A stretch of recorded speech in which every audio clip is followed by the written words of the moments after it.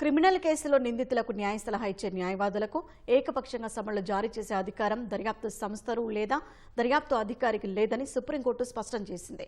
Senior న్యాయవాదులకు ఏకపక్షంగా enforcement directorate ED సమన్లు జారీ చేయడంపై వివాదం రేగడంతో ఈ అంశాన్ని సుమోటోగా స్వీకరించి విచారణ జరిపిన సీజే జస్టిస్ బిఆర్ గవాయ్ నేతృత్వంలోని త్రిసభ్య ధర్మాసనం న్యాయవాది కక్షిదారు మధ్య జరిగే సంభాషణను కాపాడుతూ సమన్లు జారీ అంశంపై దిశానిర్దేశం చేసింది.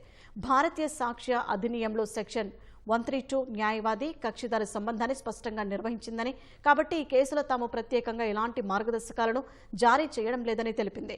సెక్షన్ 132 కింద నిందితుడితో జరిగే సంభాషణను రహస్యంగా ఉంచే హక్కు న్యాయవాదులకు ఉందని స్పష్టం చేసింది. అయితే సెక్షన్ 132 కింద మినహాయింపుల కింద ఏదైనా అంశం వస్తే సమన్లు జారీ చేయొచ్చని తెలిపింది.